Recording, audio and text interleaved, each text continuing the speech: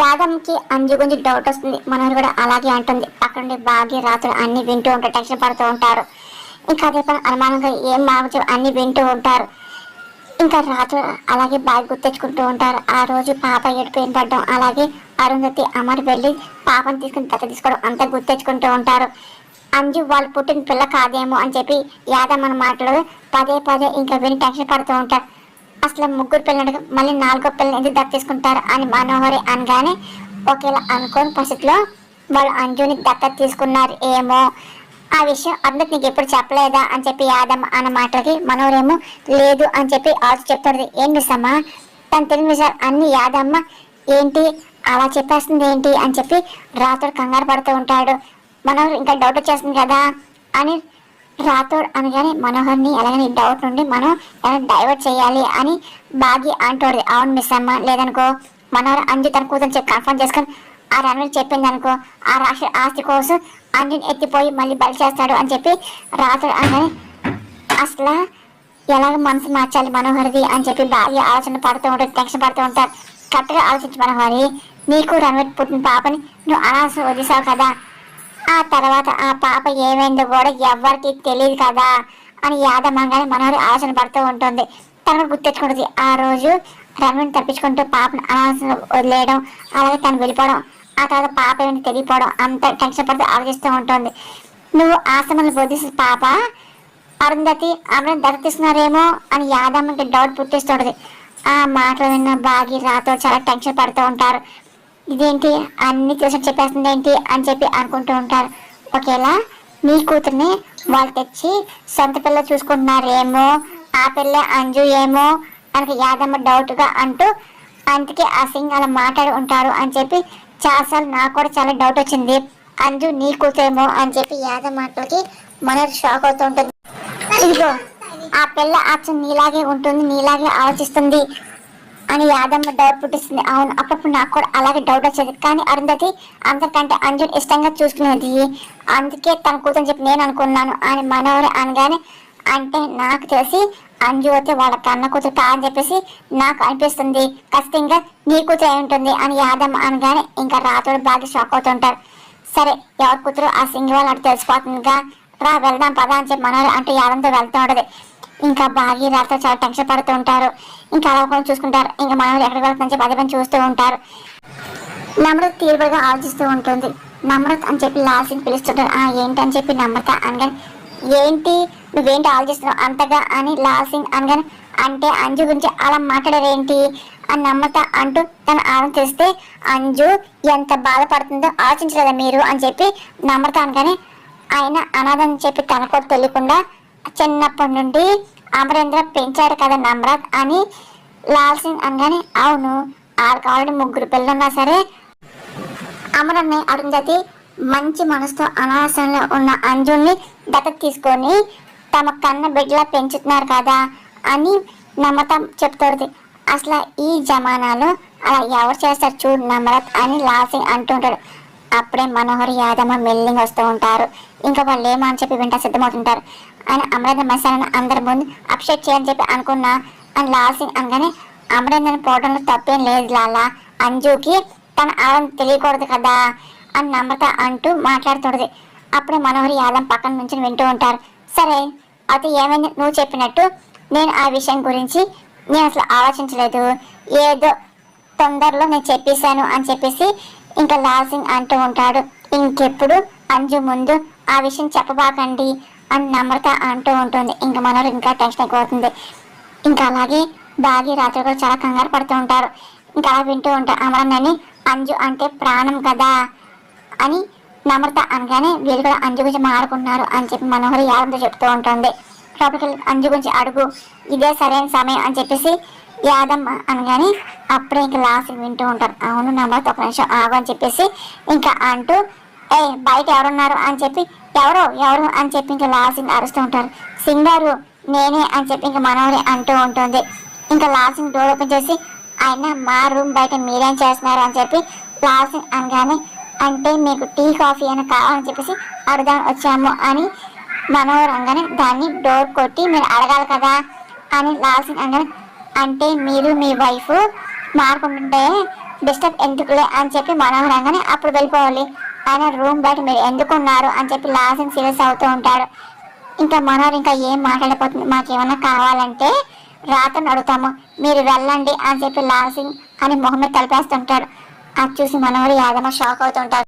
వీడేంటి అసలు నాతో అంత హార్ష్గా మాట్లాడుతున్నాడు, నేను విలన్ అనుకుంటున్నాడు ఏంటని మనోహర్ చాలా ఆవేశంగా మాట్లాడు. నువ్వు విలన్ కాకపోతే హీరోని అనుకుంటున్నావు ఏంటి, నీకేమన్నా అని చెప్పి యాదమ్మ తన అనుకుంటూ ఉంటుంది. అసలు అంజు అడుగుదామంటే నా మైండ్ అంతా పాడు చేశాడు అని మనోహరి చాలా అప్సెట్ అవుతుంది. మిస్సమ్మ సింగ్ గారితో మనోహరి అంజు గురించి ఏం మాట్లాడలేదు అని రాతో అనగా సింగ్ గారికి మనోహరి మంచి అభిప్రాయం లేనట్టుంది. రాతో అది మనం మంచిదేలే అనిగా బాగా అనుకుంటూ ఉంటారు. అవును ఆ మనోహరితో ఎందుకు అంత హాష్గా మాటలు చెప్పి నమ్రత లోపల అంటుండదు. నాకు ఆ మనోహర్ నచ్చలేదు. నమ్రత్ అరుంధతి ఫ్రెండ్గా వచ్చి ఇక్కడే ఉండిపోవడం ఏంటి, ఒక పెళ్లి కాని అమ్మాయి ఇలాగా వేరే వాళ్ళ ఇంట్లో ఉండకూడదు కదా, అసలు నాకు నచ్చలేదు అని లాల్ సింగ్ అనే మాటలకి మీరందరిని ఇలా అనుమానిస్తారు ఏంటి అని నమ్రత అనగానే అందరినీ కాదే ఈ మనోహర్ లాంటి వాళ్ళని చూస్తేనే నాకు కొంచెం డౌట్ వస్తుంది. తను అసలు ఏదో తిరకాసులా పెడుతున్నట్టుంది. అమర్ బాగి 5 ఏళ్ళు దూరం అవడానికి తనే కారణం అయి ఉండొచ్చు అని అలాంటి వాళ్ళని ఇంట్లో పెట్టుకొని చెప్పేసి అమర్ నేను గట్టిగా చెప్తాను అని చెప్పి లాల్ సింగ్ అంటూ ఉంటాడు. ఇక్కడేమో బయట ఇంకా మనోహరి ఇంకా ఇవన్నీ కాదు ఇటు నుండి అటు నుండి నడుకొద్దాము అని యాదవ్ అని ఎటు నుండి అని మనోహర్ అడుగుతుంది. ఇంకేముంది అంజు నుండి నడుకొద్దాము, తను పుట్టుబోతాడు ఆ పిల్లకని తెలిసేమో అడుగు అని యాదమ్మ అనగానే ఇంకా మనం ఆలోచన పడుతుంది. ఆ మాటలు పక్కన బాగి రాత్రి అన్ని వింటూ ఉంటారు. ఇంకా మనం సరే అంటుంది. అక్కడ అంజు ఏమో తన రూమ్లో ఉండి ఆడుకుంటాడు. మనోహర్ ఇంకా మెల్లింగా అంజు రూమ్కి వెళ్తూ ఉంటుంది. అంజు విషయం చేసి నువ్వే కరెక్ట్, అంజుని మీ దగ్గర పెట్టుకున్నందుకు నాకు చాలా హ్యాపీగా అని చెప్పి లాల్సిన మాటలు పదే పదే ఇంకా మనోహర్ గుర్తెచ్చుకూడదు. ఇంకా అలాగే ఆలోచన పడుతూ ఉంటుంది. ఇంకెలాగని తెలుసుకోవాలి అని చెప్పి అనుకుంటూ అంజు రూమ్లో అసలు అంజు ఏం చేస్తుందని చెప్పి అదే పని చూస్తూ ఉంటుంది. సరే ఏదైతే అయింది అని చెప్పి తెలుసుకోని చెప్పి అనుకునే ప్రయత్నం చేస్తూ ఉంటుంది. ఇంకా మెల్లిగా లోపలికి వెళ్తూ ఉంటుంది. వెనకాలే బాగి రాతోడు కూడా ఇంకా మనోని ఫాలో అవుతూ ఉంటారు. ఇంకా అదే పని ఏం మారబోతుందని చెప్పి చూస్తూ ఉంటారు. మనోని వెళ్ళి అంజు పక్కన కూర్చుంటుంది. ఏంటంటే అలా చూస్తున్నారు అని చెప్పి అంజు అడుగుతుంది. అవును నిజమైన పేరెంట్స్ ఎవరు అని చెప్పి మనం అనగానే అదేంటంటే అలా అడుగుతున్నారు, మీకు తెలీదా ఏంటి అంజు అనగానే నీ నిజమైన పేరెంట్స్ అని మనోహర్ అనగానే ఇదిగో నా నిజమైన పేరెంట్స్ అలాగే దేవుడిచిన తల్లిదండ్రులు అన్ని అరుంధతి అమ్మ అమర్ నాన్న అని అరుంధని అనగానే ఇదేంటి మిస్ అమ్మ మనోహర్ అలా డైరెక్ట్గా అడిగేస్తుంది అని తాత కంగారు పడుతుంటాడు. అంటే మనోహర్ తన కన్న కూతురు కాదు తెలుసుకొని చెప్పి ప్రయత్నిస్తుంది అని చెప్పి బాగి అంటుంది. అవును ఎక్కడ పుట్టావు అని చెప్పి మనోహర్గానే కొడైకెనాల్లో అని ఇంకా అంజు అంటూ ఉంటుంది. మొత్తం డేట్ ఆఫ్ బర్త్ అని చెప్తూ ఉంటుంది. ఇంకా మనకు డౌట్ వస్తుంది ఎక్కడ చదివావు అని మనోహర్ అనగానే ఎందుకంటే అలా అడుగుతున్నారు అని చెప్పి అంజు అడుగుతాడు. అంటే మీ అమ్మని ఎలా చూసుకునేది అని మనోహరంగానే ఇదిగో అమ్ము ఆకాష్ ఆనంద్ కంటే నన్నే బాగా చూసుకునేవారు అని చెప్పి అంజు అనగానే ఎందుకు అని చెప్పి మనకు డౌట్ పడుతుంది. అదేంటంటే అందుకని చిన్నపిల్లని అలాగే ఆకలి పిల్లల కంటే అందరూ ముద్దు చేస్తారు కదా అందుకే అని అంజగా చూసా మిస్ అమ్మ పెద్ద సిబిఐ ఆఫీసర్ ఎలా ఎంక్వైరీ చేస్తుందని అని చెప్పి రాత్రి అంటూ ఉంటాడు. అవును అని చెప్పి ఈ మనోహర్ ఇంకా అనుమానం ఎక్కువైపోయింది. కంటిన్యూ అయినట్టు ఇంకేమన్నా ఉందని నిజం తెలిసిపోతుంది అని భార్య అనగానే అమ్మ చనిపోయేటప్పుడు నేను పక్కనే ఉన్నాను అని అంజు అంటది. సరే నువ్వు కాశ్మీర్ పుట్టని చెప్పి నీకు ఎవరు చెప్పారు, అక్కడ డేట్ ఆఫ్ బర్త్ కరెక్టేనా, అసలు నేను అడాప్ట్ చేసుకోలేదు కానీ మన మాటలకి అంజు షాక్ అవుతుంది. ఆ మాటలు బాగా అక్కడ కంగారు పడుతుంటారు. వామ్మో మన డౌట్ ఇంకా చాలా తీసుకెళ్తున్నాయి ఏదో చేసి ఆపాలి అని రాదు కానీ అవును మనోహర్ డౌట్ మనం ఇప్పుడు ఆపేయలేదనుకో ఇంకేమన్నా ఉందా ఏంటని ఇంకా బాగా కంగారు పడుతూ ఉంటారు. ఏంటంటే ఏంట్లా మాట్లాడతారు ఈరోజు మీకు ఏమైంది, నా గురించి మీరు అంత ఎంక్వైరీ చేస్తున్నారు అని అంజు అనగానే అప్పుడే అది అని మనోహర్ అంటూ ఉంటుంది.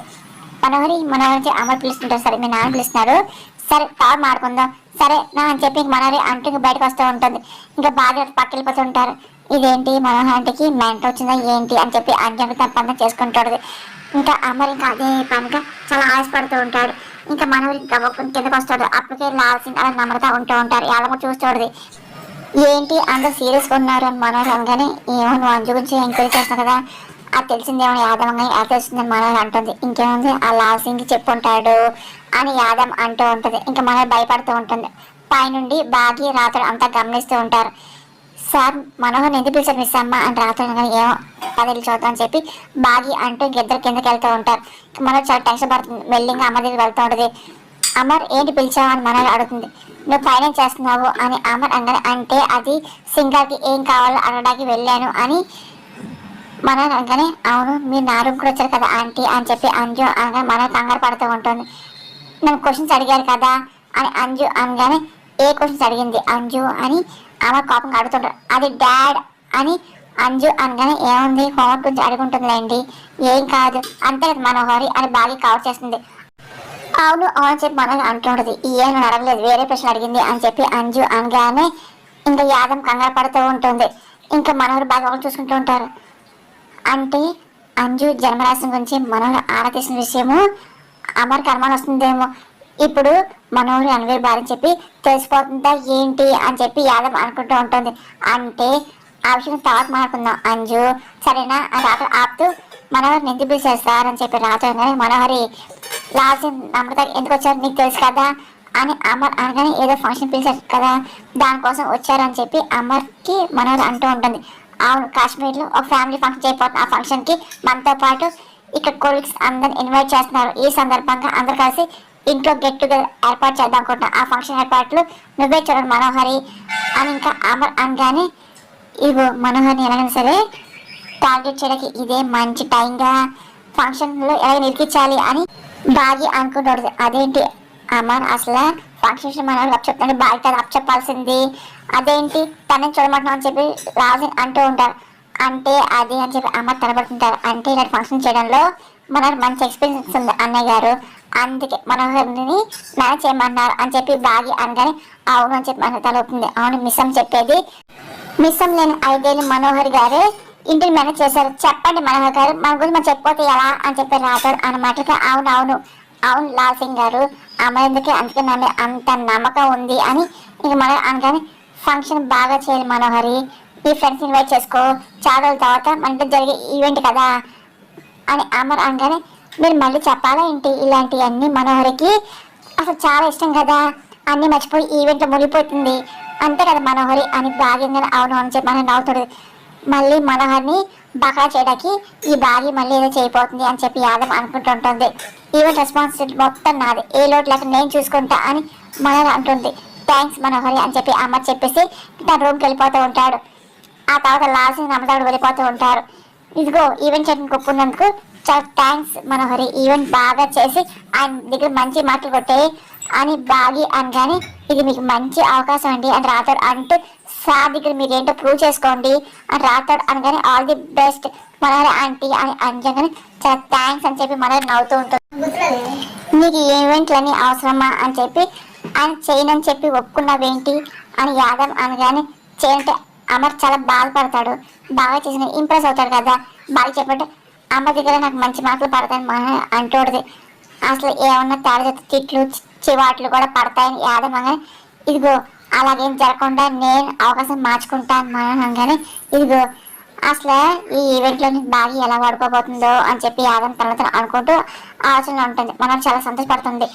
అక్కడ రణవీర్ అలాగే లాయర్ ఇంకా వాళ్ళ పని మీద వెళ్తూ ఉంటారు. ఇంకా రణవీర్ పదే ఫోన్ చేస్తూ ఇదేంటి అదేంటి అసలు మన నేమ్ ఫూల్ చేయట్లేదుగా అని చెప్పి లాయర్ అనగానే ఇదిగో ఆయన ఆ ధైర్యం మెచ్చుకోవాలి సార్ ఎన్ని రోజులు ఆ ఇంట్లో ఉంటే ఆమె చిన్న అనుమానం రాకుండా మేనేజ్ చేస్తుందిగా అని లాయర్ అనగానే అదే మనోడు మంచితనం కాదు ఈ రణవీర్ మంచితనం అర్థమవుతుందా ఇదిగో ఆయన తన ఇంట్లో ఉన్న శత్రువుని గుర్తించాలనుకుంటున్నావా ఏంటి అని రణవీర్ అనగానే మరి ఎన్నాళ్ళు అమరాన్ ఎందుకు అసలు మనోడు నమ్మాడు ఇంట్లో ఎందుకు పెట్టున్నాడు అని చెప్పి అడగగానే అంటే చనిపోయిన ఆ అరుంధతి వల్ల మనకు కలిసి వచ్చింది రణవీర్ అనగానే మన నమ్మకం పోతే ఎలా సార్ లాయర్ అనగానే అప్పుడు మనం కూడా ఊహించలేములే లాయరు అమరాన్ మన ఊహ మించి దాడి చేస్తాడు అని రణవీర్ నవ్వుతూ చెప్తూ ఉంటాడు.